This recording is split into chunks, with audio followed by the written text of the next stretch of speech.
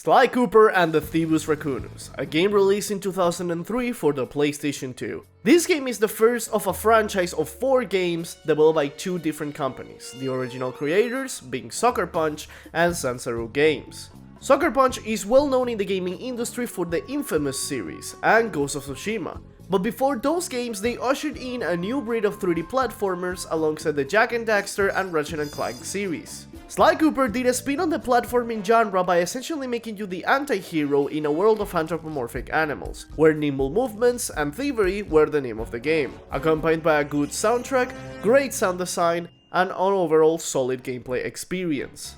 This is a series that is well beloved by PlayStation fans, so in this marathon, let's catch up to Sly Cooper. Roll the intro!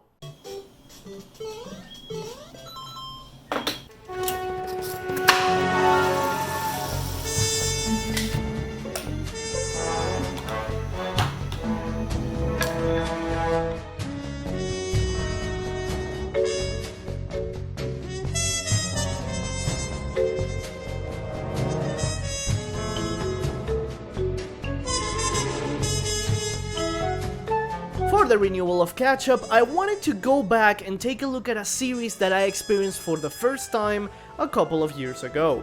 You see, I grew up as a Nintendo boy. It wasn't until 2012 that I got my first non-Nintendo console, the PlayStation 3. And with it, a whole world of unique games that were exclusive to the Sony platform showed themselves before my eyes, and thanks to amazing YouTube creators like Caddicarus, I came across Sly Cooper. A series that follows the adventures of a raccoon named Sly Cooper, which is part of a long line of master thieves that stole primarily from other criminals known as the Cooper clan. Sly's ancestors compiled their special techniques and thieving abilities in a book called the Thievius Raccoonus. Sadly, a group of criminals called the Fiendish Five wanted to use the Cooper clan's secrets in order to become more powerful, so they killed Sly's parents and divided the book into pieces and gave them to the 5 members of the group. Still a child, Sly is left in an orphanage where he meets his best friends and later partners in crime, Bentley the Turtle and Murray the Hippo. Together they became the band of thieves known as the Cooper Gang. In one of their first missions, Sly and company need to rob the Parisian police department to get a lead on the first member of the Fiendish Five. They are chased by recurring character and law enforcer Inspector Carmelita Fox, but with quick movements, Sly and friends escape the scene, kicking off the series. The plot of the story is really simple. Go to each of the 5 bosses' strongholds, defeat them, and claim your stolen inheritance. Each one of these bosses are great, and their strongholds are located in different locations, like the swamps of Haiti, Mesa City in the United States, and a volcano in Russia, making each new zone unique with its own gimmicks. Sly Cooper and the Thievius Raccoonus is enjoyable overall, but to me, this is the worst game of the franchise, and it all boils down to the gameplay.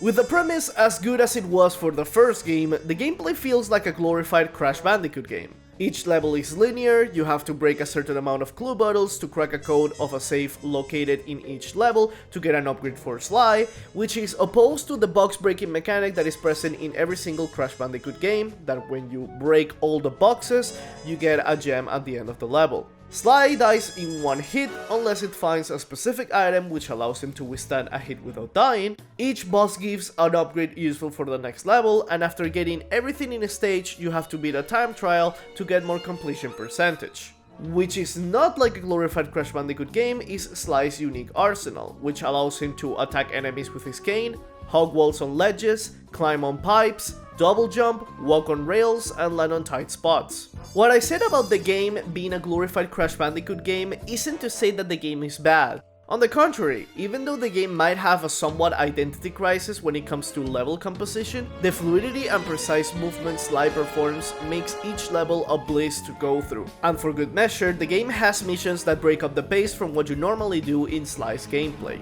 Escort missions where Murray has to collect something and you shoot enemies with a turret, racing levels, chase sequences where Sly is chased by Carmelita, and once, a god-awful on-rail storage section, which I'm really glad there was only one.